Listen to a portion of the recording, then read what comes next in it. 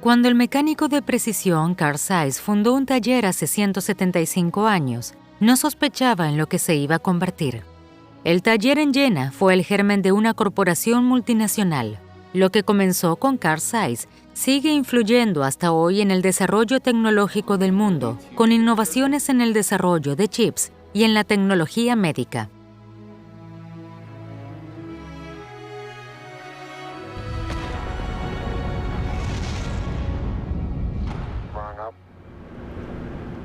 Uno de estos desarrollos revolucionarios en el campo de la microscopía tiene lugar actualmente en la Universidad de Harvard. Allí, el profesor Jeff Lichtman ha descubierto que la clave para entender el cerebro está en la arquitectura, es decir, en la estructura espacial de este órgano. Sin embargo, ¿cómo se puede observar esta estructura? Como en el mundo no había aún microscopios adecuados para este fin, Lichtman ayudó a la empresa Zeiss a desarrollar uno. Como se sabe, el cerebro está formado por muchas células nerviosas que están interconectadas con una enorme red. Casi nadie comprende estas conexiones, principalmente porque son muy complejas. Hasta hace poco, aún no existían tecnologías que permitieran obtener imágenes del cerebro con esta alta resolución. Por un lado, estamos ante algo muy amplio. Por otro lado, se requiere una resolución muy alta.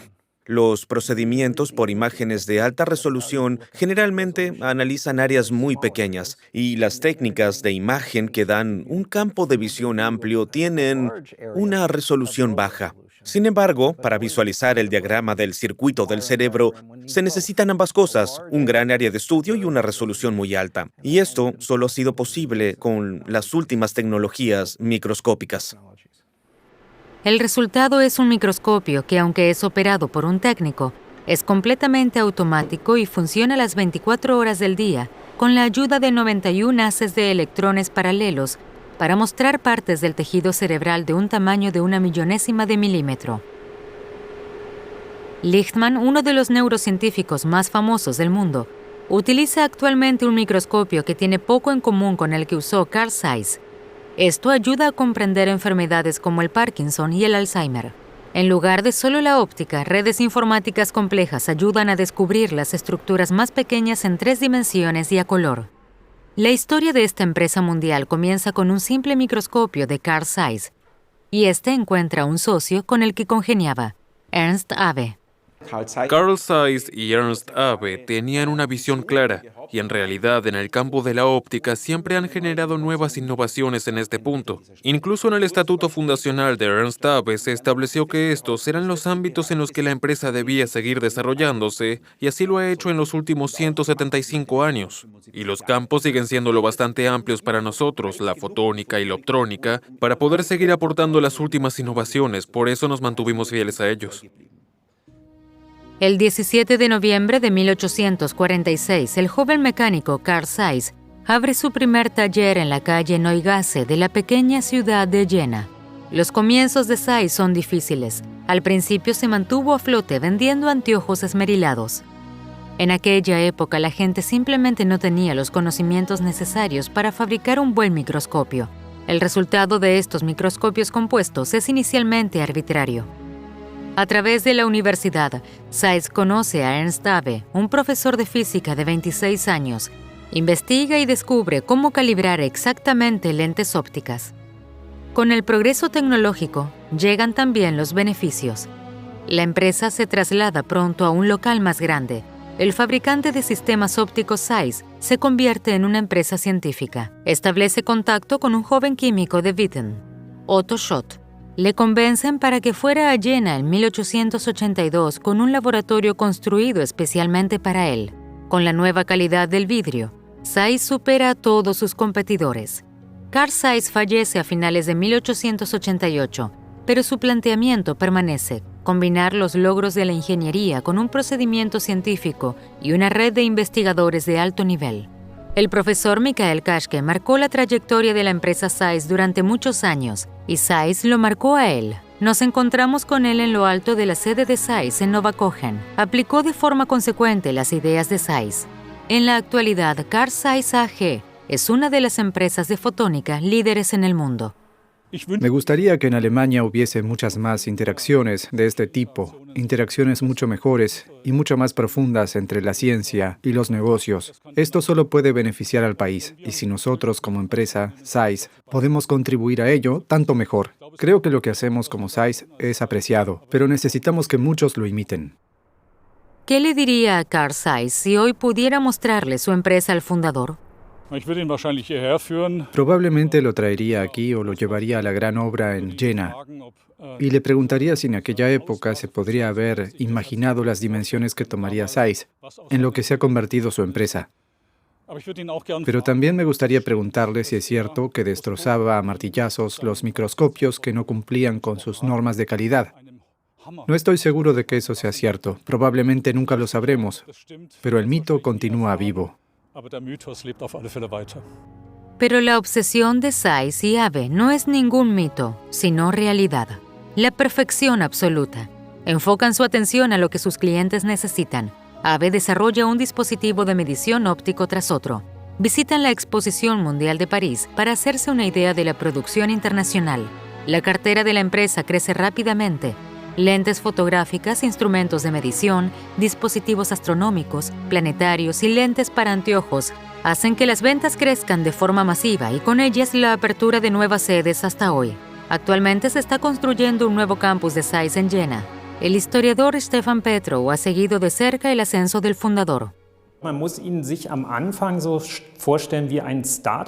Al principio hay que imaginárselo como un empresario emergente, una startup del siglo XIX. Tenía que hacerlo prácticamente todo él solo porque tenía muy poca gente, a veces 1 o 2 empleados. Era una empresa muy pequeña y, lógicamente, tenía que llevar la contabilidad. Todavía existe el famoso manual en el que Zeiss anotaba todas sus transacciones comerciales. Y hay una lista de los microscopios vendidos. Es más probable que simplemente le pareciera atractivo el ambiente de una ciudad universitaria con los avances en ciencias naturales, con el famoso científico natural Schleiden, entre otros, quien también hizo una gran contribución a la microscopía. Tras la muerte de su socio, Abe piensa cómo asegurar la continuidad de la marca Zeiss y de la empresa. Decide crear una fundación. De este modo, las empresas Zeiss y Schott serían independientes de propietarios externos.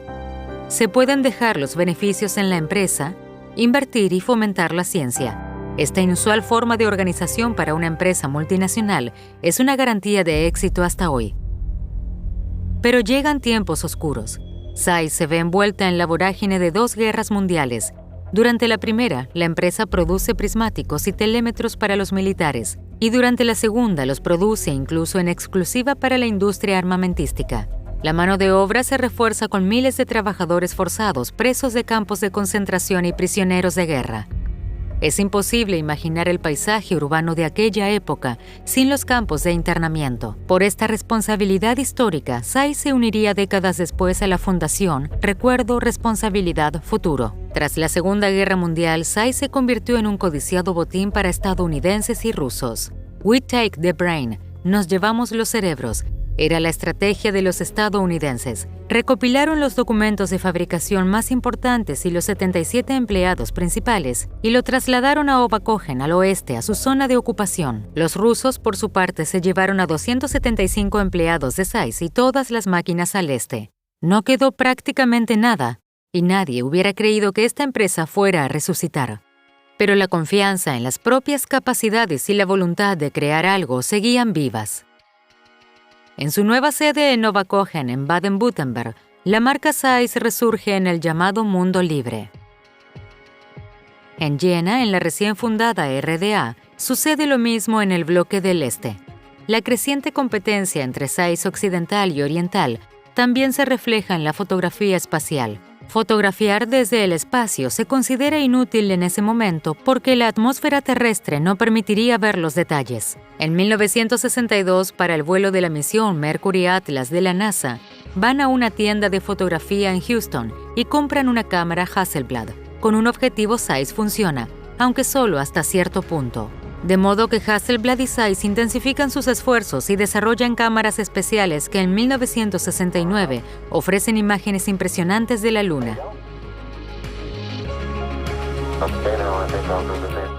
En 1978, el cosmonauta de la RDA, Sigmund Jähn, vuela al espacio. Ambos bloques, el occidental y el oriental, se enzarzan en una carrera espacial. Y ambos bandos están equipados con lentes Zeiss. En 1993, tras el final de la Guerra Fría, Ulrich Walter vuela con 5 astronautas estadounidenses a la Estación Espacial Internacional. Para él, la fotografía en el espacio es fundamental.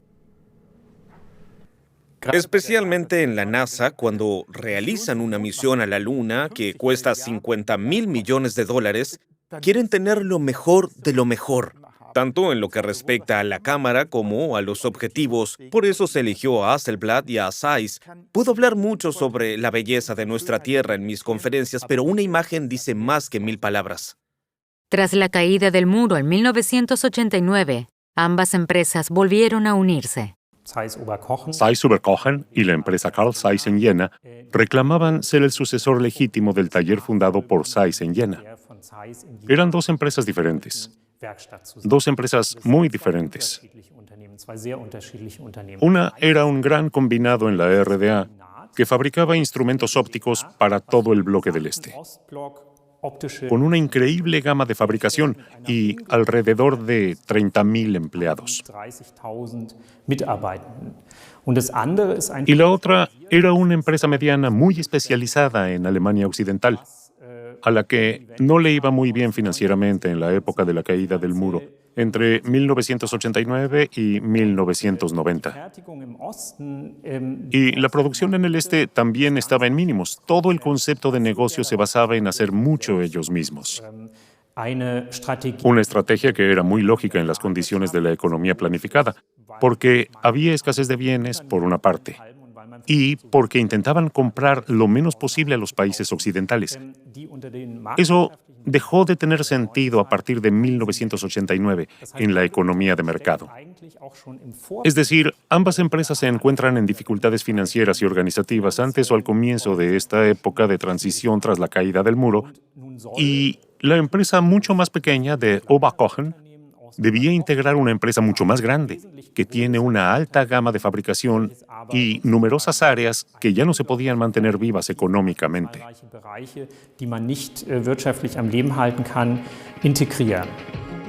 A pesar de todas las diferencias, Zeiss se ha mantenido fiel al microscopio hasta hoy. El ganador del Premio Nobel de Medicina, Robert Koch, descubridor del patógeno del cólera, fue uno de sus clientes más destacados.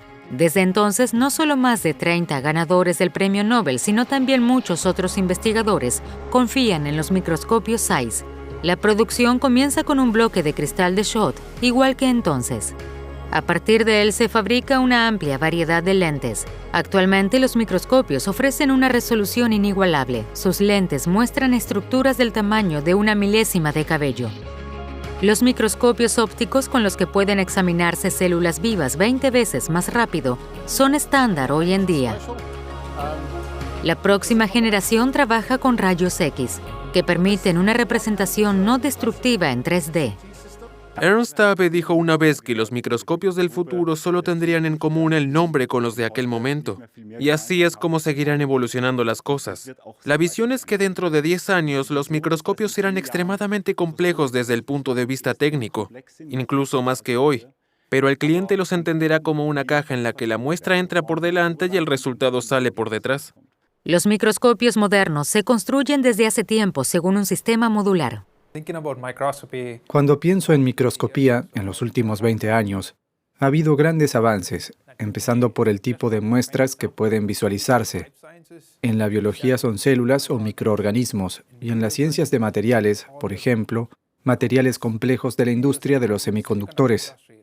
Las posibilidades de la microscopía se han desarrollado enormemente en los últimos 20 o 30 años, y Zeiss ha asumido un papel pionero a nivel internacional.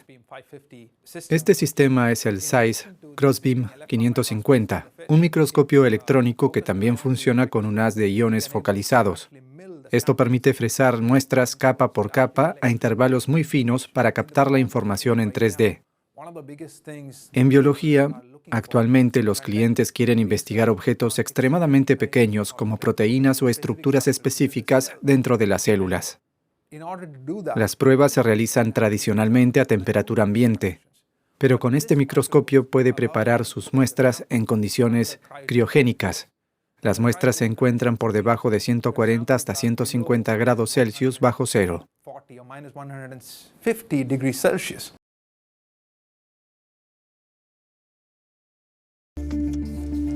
El premio Futuro Alemán 2020 es para el Dr. Peter Kurz, el Dr. Bernhard Michael Koster y el Dr. Sergio Yulín. Junto con el Instituto Fraunhofer y la empresa Trumpf, Zeiss recibe el Premio Futuro Alemán por el desarrollo de la litografía EUV. Esta se basa en la fotónica, como se denomina al campo científico en torno al láser. La fotónica será sin duda una tecnología clave, pero también es la base de nuevos temas, como las tecnologías cuánticas que sin duda desencadenarán una revolución en los próximos años. Zeiss y ABE siempre han trabajado para aumentar la resolución de los instrumentos ópticos y los métodos actuales van cada vez más lejos en el rango de onda corta. Utilizando la fórmula de ABE, siguen el principio de que la resolución de un instrumento óptico aumenta aún más con luz de longitud de onda más corta. Y esa fue la base de la nueva generación en el campo de la litografía, que acaba de ser galardonada con el Premio Futuro. La radiación ultravioleta es generada al disparar el láser más poderoso del mundo 2 destellos de luz a una gota de estaño. El primero hace que se hinche y el segundo crea el plasma. Esto sucede dentro de una máquina del tamaño de una caravana. Aquí los colectores capturan la luz emitida por el plasma, la agrupan y la transfieren al sistema de litografía Zeiss para la exposición del chip. Dado que la luz por lo general es absorbida por el aire y por la óptica, el proceso tiene lugar en un alto vacío, es decir, en un entorno sin moléculas de aire. Los investigadores utilizan espejos en lugar de lentes. Entonces, la luz se proyecta a través de una máscara óptica. Al final, transfiere un patrón a un disco de silicio que ha sido recubierto previamente con una sustancia química sensible a la luz. Un proceso muy complejo, pero así es como se hace un microchip con miles de millones de transistores. ¿Pero cómo se les ocurrió esta idea? Es impresionantemente simple. Tomaron una lente de cámara, la giraron e hicieron pasar la luz a través. Zeiss ha sido líder en lentes para objetivos desde hace más de 100 años y es muy codiciado en Hollywood.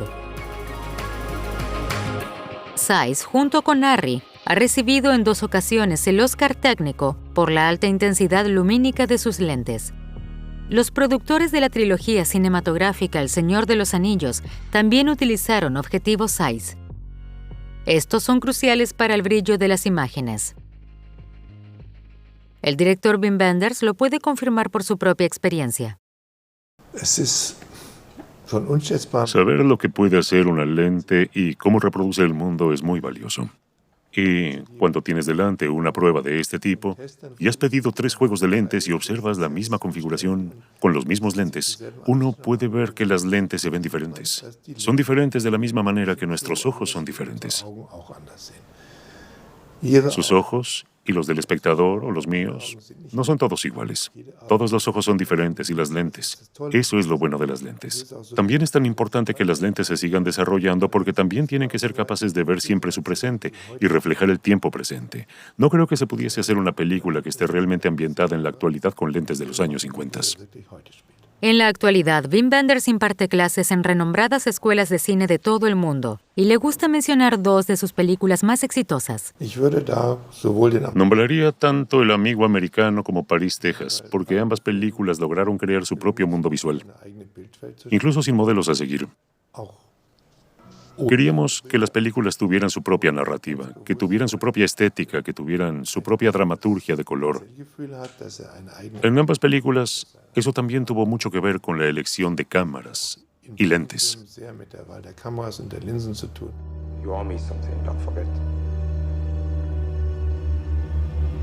It's December 6th, 1976. Sin duda, Zeiss se habría alegrado de que su empresa se mantuviera fiel a la óptica y siguiera fabricando gafas en la actualidad. Además, se sumó la tecnología de medición. Actualmente, los procesos multisensores garantizan que se cumplan los estándares más exigentes. En la industria automotriz, no puede haber ninguna desviación si se quiere que los conductores estén contentos con cada uno de los cientos de miles de autos que salen de la cadena de montaje cada año. Pero entre otras cosas, Zeiss también es líder mundial en el mercado de microscopios quirúrgicos. También aquí la óptica es convincente. Hemos hecho posible que varios premios Nobel realicen sus experimentos por primera vez con equipos de Zeiss. Por otro lado, muchas empresas innovadoras utilizan la tecnología Zeiss. Es decir, en todos los sectores vamos a la cabeza de la investigación. También en tecnología médica, los principales neurocirujanos y cirujanos de la espalda utilizan nuestros microscopios quirúrgicos porque confían en que Zeiss es la mejor solución que tienen en el mercado para realizar operaciones de este tipo. En el caso de la terapia del cáncer, se logró con éxito la radioterapia in situ durante la operación. Los rayos X se dirigen al lugar donde se encontraba el tumor. Para esto se utiliza un adaptador esférico que encaja exactamente en el lugar donde estaba el tumor. En el caso de los tumores cerebrales, esto puede aumentar significativamente la supervivencia del paciente.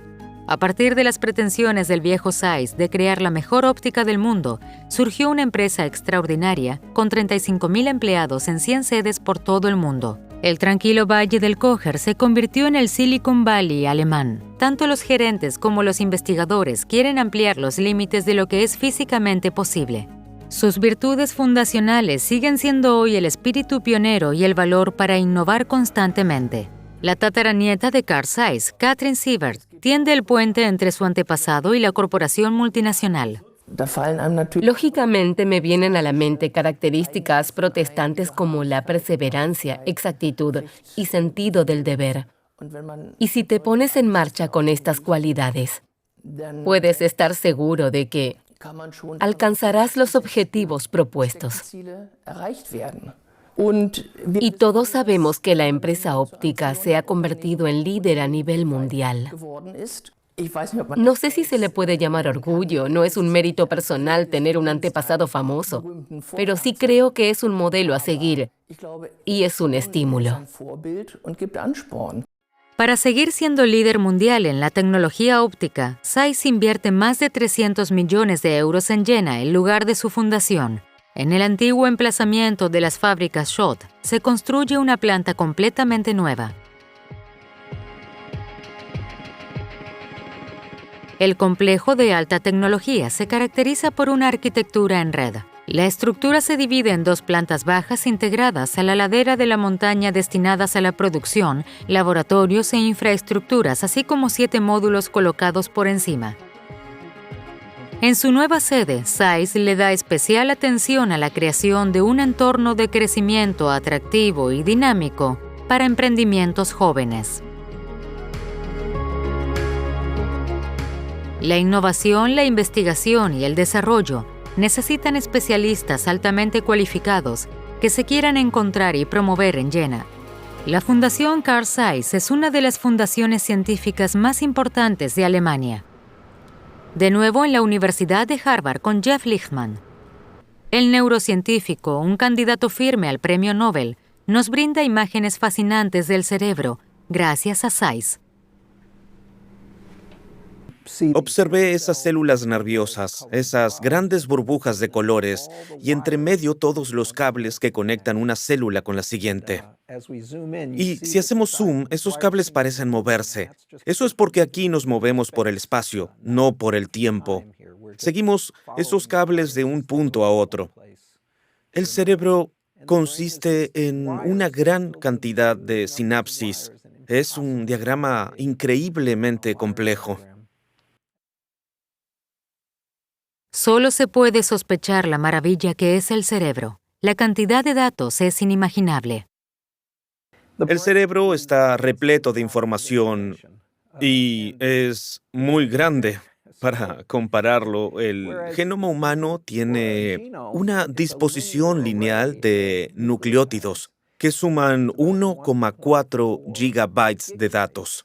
En términos de volumen de datos, el genoma humano completo equivale a 1 milímetro cúbico de tejido cerebral, y un ser humano tiene 1 millón de milímetros cúbicos de tejido cerebral. Sin embargo, un solo milímetro cúbico ya tiene alrededor de 1,4 petabytes, es decir, 1000 terabytes, 1400 terabytes de datos por milímetro cúbico.